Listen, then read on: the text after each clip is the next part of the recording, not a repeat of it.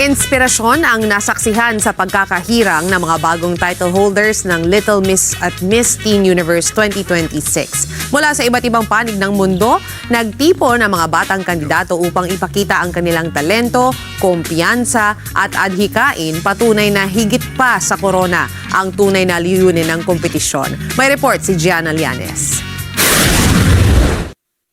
Isang bagong henerasyon ng mga batang global ambassador ang kinoronahan sa Little Miss and Miss Teen Universe 2026.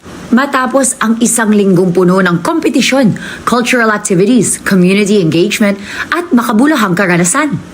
Idinaos ang Coronation Night noong August 18 sa Victoria Sports Club sa Quezon City, kung saan 5 batang kinatawan mula sa iba't ibang bansa ang nag-uwi ng mga pangunahing titulo. Si Brak Anganir Barnabas ng Uganda ang itinanghal na Mini Miss Universe 2026, habang si Kiana Mahendrakar ng India naman ang itinanghal na Little Mr. Universe 2026. Samantala, 3 kinatawan mula sa Australia ang nagwagi sa iba pang pangunahing titulo. Si Kayla Atkinson ng Queensland ang nagkamit ng Little Miss Universe 2026, habang si Audrey Miyaga ay kinoronahang Miss Preteen Universe 2026. Si Aurora Payne naman ang bagong Miss Teen Universe 2026. Nilulook forward ko yung magiging huwaran ng mga kabataan. For me, of course, number 1 dyan yung talent. And of course, makikita natin yung dedication nila and talagang makikita natin na gustong-gusto nila yung ginagawa nila. Bata pa lang po is confident na po sa sarili nila. Hindi lamang nakatuon ang patimpalak sa mga korona at kompetisyon.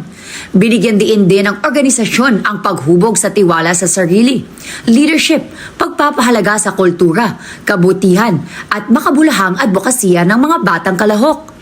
Inaasahang gagamitin ng mga bagong title holder ang kanilang mga titulo upang magbigay inspirasyon sa kapwa kabataan at magsilbing kinatawan ng kanilang mga komunidad at bansa. Naging posible ang 2026 edition sa tulong ng iba't ibang partners, sponsors at organisasyon. Ang Philippine Animal Welfare Society o PAWS ang nagsilbing beneficiary ng programa. Ang patimpalak ay inorganisa ng Larenas Filipinas Organization sa pangunguna ni CEO at President Cristel Bulabon, Chief Operating Officer Michael Marbella at Business Development Head Gino Esteban. They're looking forward some kids na pwede maging representation ng brand nila. So yun yung isa. And then after that is given a chance na may mga ibang countries na pwede magstay muna here in the Philippines na to explore more here in the Philippines. Ganun. Sa pagtatapos ng kompetisyon, binigyan din ng mga organizer na hindi lamang tungkol sa corona ang magiging title holder.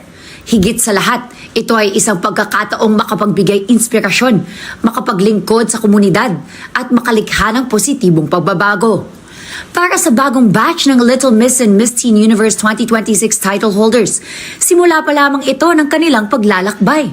Bit-bit nila ang responsibilidad na kumatawan sa kanilang mga bansa at komunidad habang isinusulong ang kanilang mga pangarap at adhikain. Gianna Llanes para sa Mata ng Agila. Matatag, matapang, matapat. Go.